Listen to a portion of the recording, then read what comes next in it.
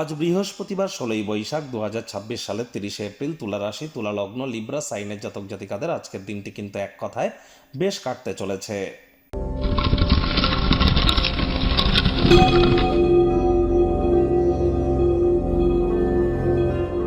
ভিডিওটির শুরুতে স্ক্রিনে আপনারা দেখতে পাচ্ছেন বৃহস্পতির বীজ মন্ত্র ওম গ্রাং গ্রিং গ্রং স গুরাবে নমঃ। সকাল দুপুর সন্ধ্যা ৩ বেলায় বৃহস্পতির এই বীজ মন্ত্র আপনারা ১০৮ বার জপ করুন, অত্যন্ত উপকৃত হবেন। বৃহস্পতিকে তো শাস্ত্রের দেবগুরু হিসাবে আখ্যা দেওয়া হয়েছে।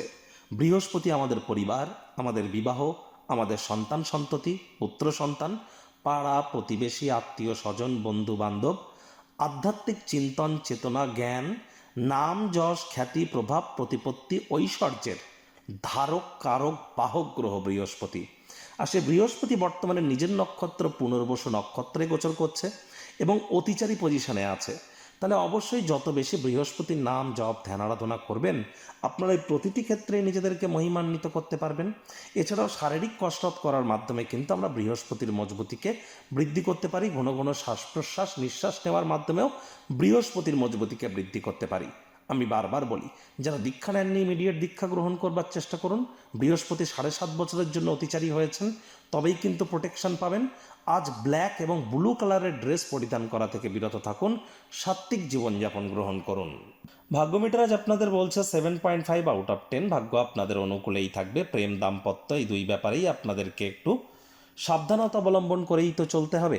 কায়িক পরিশ্রমের কারণে শরীরে ক্লান্তি আপনারা অনুভব করতেই পারেন।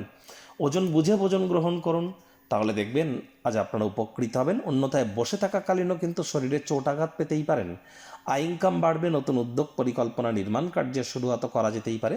আপনাদের মধ্যে অনেকেই কমিশন, ডিভিডেন্ড, রয়্যালটি থেকে লাভান্বিত হতে পারেন। অতীতে করে রাখা কোনো আর্থিক বিনিয়োগের কারণে উপকৃত হতে পারেন। চাকরিজীবীদেরও অফিসের পরিবেশ এক প্রকার বেশ। খুচরো বা পাইকারি বিক্রেতাদের জন্য দিনটি বেশ। আজ অবশ্যই বস কলিগদের সাথে ভাব ভালোবাসা বাড়বে, কর্মে গতি অনুভব করবেন।